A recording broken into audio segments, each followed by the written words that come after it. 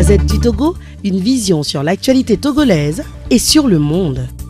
L'année 2017 fait depuis quelques semaines partie du passé, mais laisse derrière elle de vibrants souvenirs dans la vie politique du Togo et dont les conséquences sont encore palpables en cette année 2018. Votre média a été témoin de la plupart de ces événements dont nous vous proposons ici une rétrospective. L'année 2017 a commencé en toute sérénité avec les vœux du chef de l'État Faure Gnassingbé adressés à la nation togolaise en début janvier. Dans son adresse, il place la nouvelle année sous le signe du mandat social. Que notre gouvernance doit être encore plus sociale pour être mieux perçue et appréciée par chacun. Mandat social en cours, le premier semestre de cette année sera relativement calme au plan politique. Le deuxième semestre sera plus mouvementé avec le soulèvement de certains partis politiques.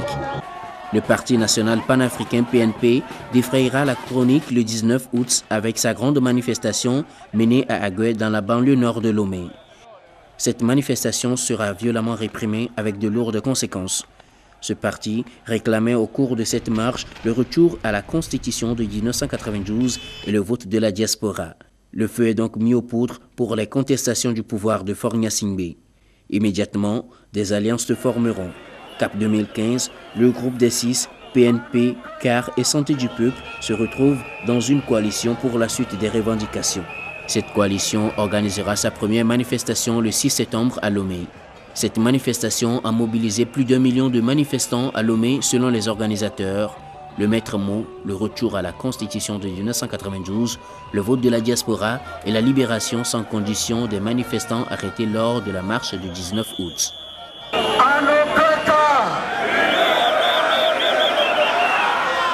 La foule, d'autant plus grande, le 7 septembre a observé un sit-in à Descamps d'où elle sera dispersée par les forces de l'ordre dans la nuit.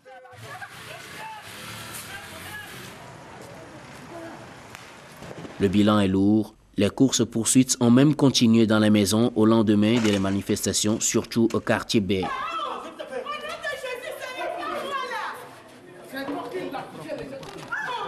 Dans la foulée, la tension est montée et les manifestations se sont multipliées, causant même des pertes en vies humaines.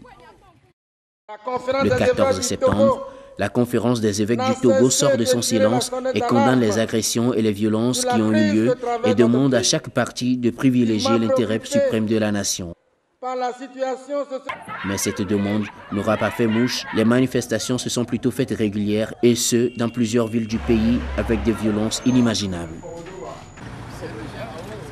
Sokodé, Mango et Bafilo sont pris d'assaut par les forces de l'ordre qui sèment la terreur.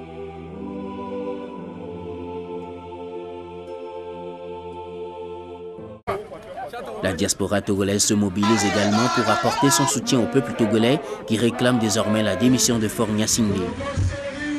À l'international, l'ancien président ghanéen John Jerry Rawlings et son homologue ex-président du Nigeria Olusegun Obasanjo demandent à Faure Gnassingbé d'écouter son peuple.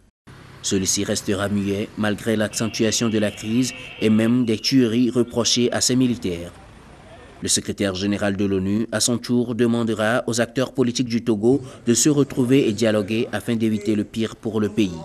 Fin septembre, le gouvernement sortira en Conseil des ministres un avant-projet de loi de réforme constitutionnelle qui devra être soumis au peuple par référendum. Le projet est contesté par les députés de l'opposition à l'Assemblée, mais le parti UNIR majoritaire le valide. Les intimidations ont continué jusqu'à l'arrestation de certaines personnalités religieuses, causant de nouvelles manifestations et même des incendies. La contestation reprend de plus belle avec de nouvelles manifestations. Le bras de fer continue et la communauté internationale propose une médiation. Une médiation proposée par l'Organisation internationale de la francophonie sera finalement déclinée. Celle africaine est menée par le président ghanéen Nana Akufo-Addo et ses homologues, le béninois Patrice Talon et Alpha Condé de la Guinée, également président en exercice de l'Union africaine. Les préalables au dialogue prévus par cette médiation ont duré jusqu'à la fin de l'année 2017, marquée par plusieurs déplacements des leaders de l'opposition et des visites des présidents impliqués dans la résolution de la crise au Togo. La crise au Togo au cours de cette année 2017 fut sans pareil dans l'histoire du pays. Elle a suscité des réactions de plusieurs activistes et acteurs de divers rangs engagés pour le bonheur du peuple togolais. Elle a également été l'occasion d'expression des forts désirs d'un peuple qui aspire à la liberté et au respect de ses droits. 2017 s'est terminé sans pour autant permettre de résoudre cette crise qu'elle a connue.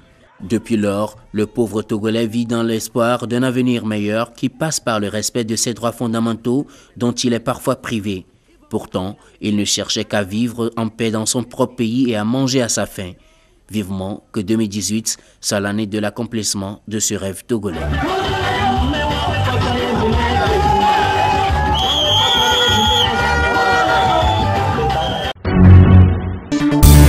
La Gazette du Togo, une vision sur l'actualité togolaise et sur le monde. Rejoignez-nous sur le www.lagazettedutogo.com ou sur nos comptes Facebook, Twitter et YouTube. Pour tout contact, écrivez à contact@lagazettedutogo.com ou appelez le 92 80 88 53.